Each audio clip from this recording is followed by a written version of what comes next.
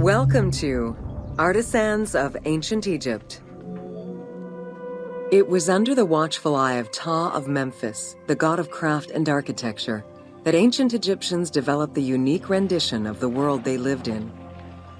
However, it is vital to understand that their view of art, and those who created it, was likely very dissimilar to the modern concept of the word. Instead of artists, the creative culture had skilled and respected artisans. The most significant categories of specialties for crafters were drawing, painting, sculpture, and metalworking.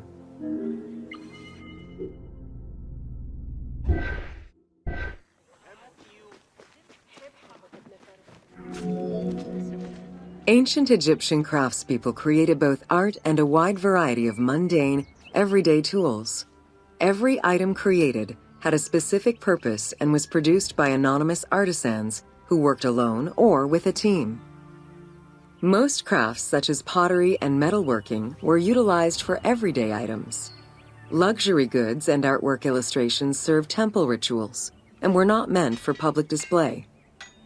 Artisans rarely signed their names to the work, though they were clearly aware that they possessed a unique skill and talent for the task.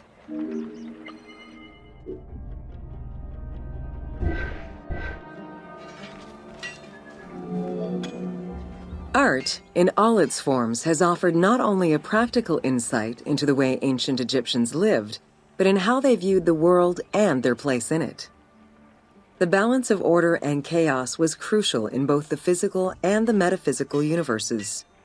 As a result, their art appears to follow a strict set of stylistic conventions that supported this worldview.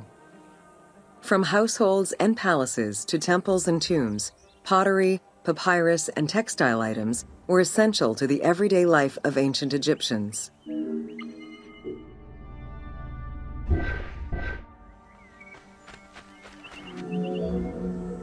In ancient Egyptian culture, drawing was used as illustration, such as seen in the Book of the Dead. It was also the first step in the creation of a relief, painting, or statue. Two-dimensional representations were concerned with order and form, and were intended to honor gods and promote the transition of the soul to the afterlife.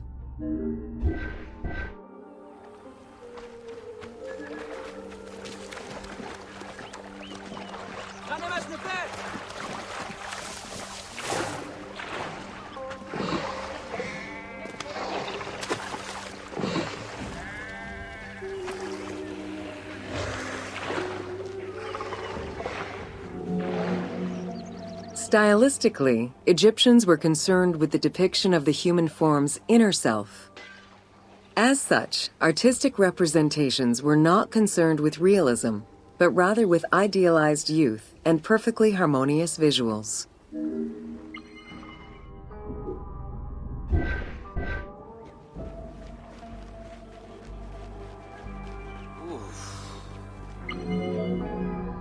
An exception to this were scenes depicting hunting and battle, where the environment and enemies moved in lively, even chaotic ways. Animals and foes were depicted piled up, as if describing chaos, with Egyptians standing in solemn, disciplined poses, bringing order to the scene.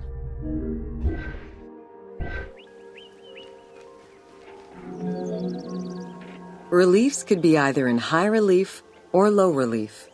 Either method required a surface suited to the desired technique. Preparation of the surfaces differed depending on the quality of the rock. A quarried block only needed a simple smoothing. Rough-cut rock monuments, such as those found in tombs, required more work. Often the surface was coated in plaster before being sculpted.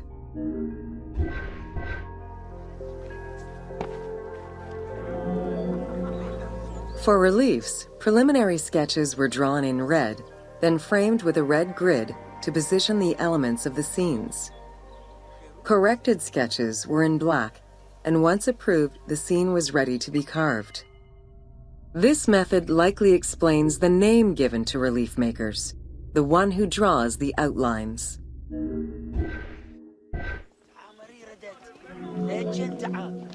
Statues were believed to be vessels for the souls of the deceased, or deities. That is why a sculptor was called the one who makes it live. This divine duty earned them the utmost respect. As with a relief, creation of a sculpture began with a drawing. Most statues were made of quarried blocks of stone, primarily limestone, though sometimes harder stones such as quartzite were also used.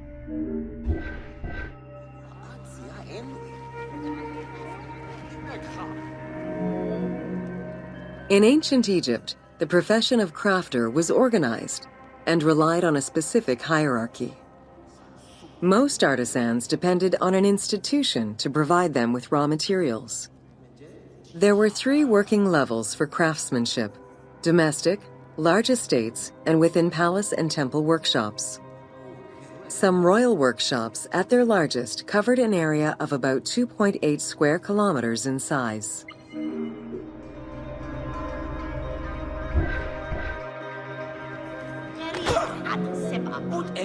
At the domestic level, most Egyptians were craftspeople to a greater or lesser extent. The ability to repair tools was a daily necessity. Crafted everyday items could also be bartered for at the local market. Artisans with skills but lacking in resources worked at large estates, where the elite provided them with space to work and raw materials. The most skilled artisans were employed in royal or temple projects and benefited from a special status. They were provided with good workspaces and considered to be highly skilled.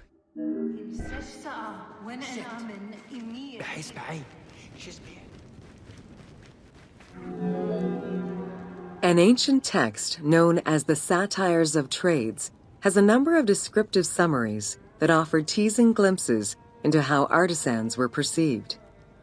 A coppersmith was said to stink and have fingers that resembled crocodile droppings, while potters were said to be like those who lived in bogs.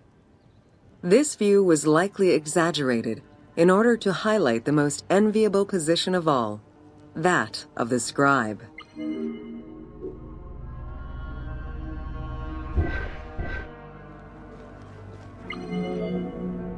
Located near the Valley of the Kings, Deir el-Medina was a settlement created by order of the king to honor the most skilled artisans. Its name translates as the monastery of the city. Allocated a house on the initiative of the king, these craftsfolk were regarded with respect and referred to as the royal artisans. Those who lived there worked on the tombs in the Valley of the Kings and its surrounding temples.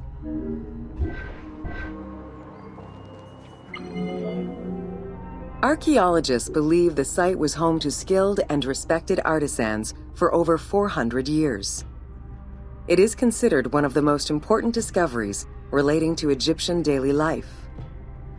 While much of the focus of Egyptian archaeology was on its kings and queens, it wasn't until the excavation of Deir el-Medina that Egyptologists were given a valuable window into the community life of ancient Egyptian artisans.